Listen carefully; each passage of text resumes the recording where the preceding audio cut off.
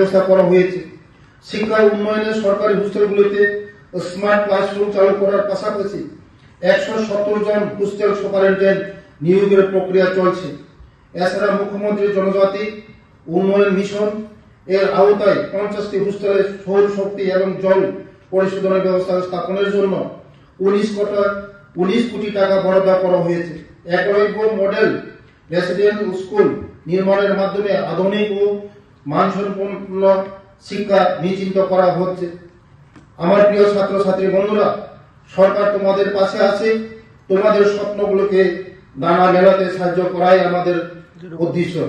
ভগবান বিরসা মুন্ডার আদর্শকে বুকে নিয়ে আধুনিক প্রযুক্তির হাত ধরে এবং শিক্ষার আলোয় আলোকিত হয়ে তোমরা আগামী দিনে বিকশিত ভারত গঠনের প্রধান ভূমিকা পালন করবে, এই আমার দৃঢ় বিশ্বাস।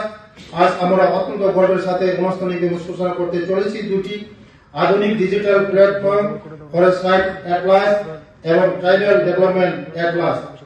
আমাদের সরকারের মূল লক্ষ্যই হলো আমার অন্তোদয়, অর্থাৎ উন্নয়নের আলো যেন সমাজের শেষ প্রান্তে থাকা মানুষের কাছে পৌঁছায়। আর এই লক্ষ্যে বাস্তবায়নের প্রযুক্তি যে কত বড় ভূমিকা নিতে পারে, আজকের এই দুই অ্যাটলাস তার উজ্জ্বল প্রমাণ। জিও ইন্টেলিজেন্স বা ভৌগোলিক তথ্য প্রযুক্তির মাধ্যমে জনজাতি শাসন ব্যবস্থাকে আরো শক্তিশালী করাই আমাদের মূল উদ্দেশ্য। 2006 সালের বন অধিকার আইন FRA যাতে রাজ্যের আরো নিখুঁত এবং স্বচ্ছভাবে বাস পেতে হয়, তার জন্য এই GIS ভিত্তিক প্ল্যাটফর্ম তৈরি করা হয়েছে।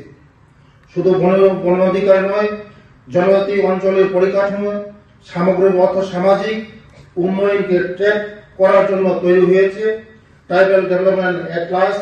জনজাতি অধ্যুষিত এলাকায় কোথায় স্কুল, হোস্টেল, খেলার মাঠ, অন্যান্য পরিকাঠামো রয়েছে, সব এখন ম্যাপে দেখা যাবে।